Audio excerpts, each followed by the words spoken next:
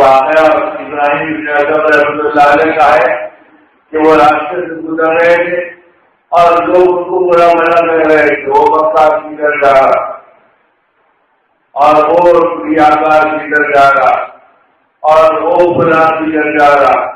اب وہ لوگ ایسے بری باتیں کر رہے ہیں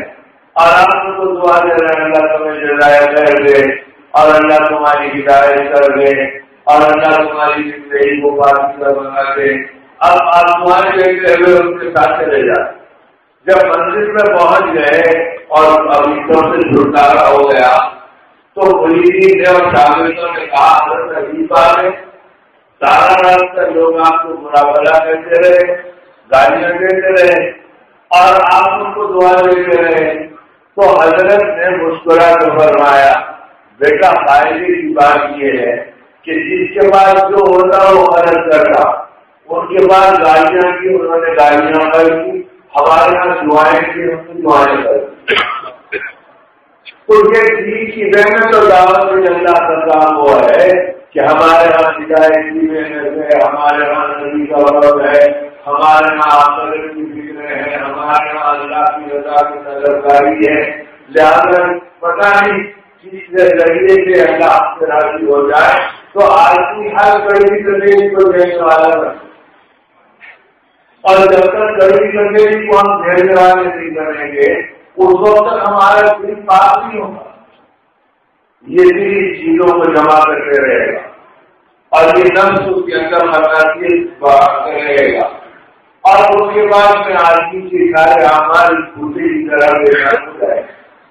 اسی اپنی زندگی کے اندر آدمی ان چیزوں کو دیکھتا رہے، ایسا آپ نے ایسا مبارک کام کیا اور ایسی چیز کی محنت دی اور ایسے نبی کا ہم کو خدا بنایا جنہوں نے اپنے دشمنوں کے لیے بھی دعائیں ہدایت کی دعائیں کی اور ان کو حق کے اوپر آنے کی دعائیں کی اور ان کے لیے بے چین ہوتے رہے کہ یہ جہنم سے بچ جائے۔ تو اس لیے ہماری زندگی کے اندر یہ صفات ضروری ہے کہ آپس کا ہمارا جوڑ مضبوط ہو اور آدمی اپنے انسانوں کو نمائندگی دیتے رہے۔ اگر آدمی اپنی اصلاح کی نیت رکھے گا تو یہ سمجھے گا ارے میں کیا میری نہیں جا مولانا رحمۃ اللہ علیہ جو ہمارے بزرگوں کو گزرے ابھی صاحب کے نام وہ فرمانے لگے کہ بھائی ہمارے یہاں جو ہے لوگ آنے کے بعد ہم نے ان کو مختلف کاموں میں کاٹ دیا۔ اب ایک صاحب کے ذمہ 2 مہینے تک بیت الخلا کی نگرانی، بیت الخلا کی صفائی اور پہرےداری کا کام تھا۔ کبھی پہرےداری کرتے، کبھی نگرانی بیت الخلا کی کرتے اور کبھی جو ہے اس کی صفائی کرتے اور اس کے دھونے دھلانے کے کام میں ساتھیوں کو لے کے خود بھی دھوتے دوسروں سے بھی دھلاتے۔ اب کسی میں ان کے 2 مہینے گزر گئے اور 2 مہینے کے بعد جب وہ جانے کے لیے مسافہ کرنے کے لیے آئے تو مولانا صاحب میں نے ان سے پوچھا کہاں کے ہیں تو میں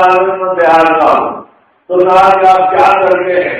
تو انہوں نے کہا کہ میں وہاں سے سیکھ ہوں۔ اب سیکھ ہوں تو مولانا کہنے لگے میں خرچے میں پڑ گیا کہ اتنی خاموشی کے ساتھ قبول کیا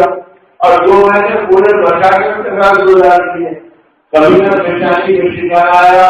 نہ کام میں رکاوٹ آئی، نہ آپ نے تعلق کرایا کہ میں اتنا بڑا آدمی ہوں اور آپ کو اس بات کے اوپر لگا ہے۔ ہم کو شرمندگی لگی ہوئی اور وہ بالکل بچانے کے ساتھ اور پہلے تمہارا دعا کر لیجیے پھر دوبارہ جیون کا موقع مل جائے تو میں حاضر ہو جاؤں۔ تو میرا مطلب یہ ہے کہ اس کام کے اندر ایسے شہبازی بھی ہیں جو اس کے ذریعے سے اپنی بے نفسی کی تربیت پا رہے ہیں اور اللہ ان کی ترقی کے دروازے کھول رہے ہیں اور یہ جو کہ ہے اللہ ہم کو بچانے نہیں حکومت میں لا سکے ہیں اور آپ بچانے نہیں ہم کسی جانوں کے ذمہ دار ہو گئے ہیں۔ عوام میں جانے کے بہتر ہے، مشورے میں بیٹھنے والے ہیں، آپ کو اپنا کام دے رہے ہیں۔ تو اگر یہ بات ہمارے ذہنوں میں آ گئی تو پھر ہم کہیں بھی رہے۔ اس لیے آدمی مبارک کام کے اندر اس سوچے کہ یہ کام کرائے محنت نہیں ہے بلکہ یہ کام برائے شریعت اور سنت ہے کہ نبی پاک صلی اللہ علیہ وسلم کی ساری سنتیں ہماری زندگی کے اندر آنے والی بنتا ہے، اور ہم اپنے آپ کو اس کام کے اندر اس طرح لگا۔ اللہ کے رسول صلی اللہ علیہ وسلم تشریف فرما ہے اور آپ مجمع کے اندر عمومی انداز کے اندر بیٹھ جاتے تھے، تو مسجد نبی کے شیشے میں آپ بیٹھے ہوئے ہیں اور صاحب آپ کے ساتھ ہیں، اتنا عمومی بیٹھ جاتے تھے کہ نیا آدمی آتا تو وہ سوال کرتا تھا محمد رسول اللہ کہ تمہیں کون ہے اللہ کے رسول صلی اللہ علیہ وسلم، تو اس طرح عمومیت کے ساتھ بیٹھ جاتے۔ پھر بدوی لوگ آتے ہیں اور یہ جو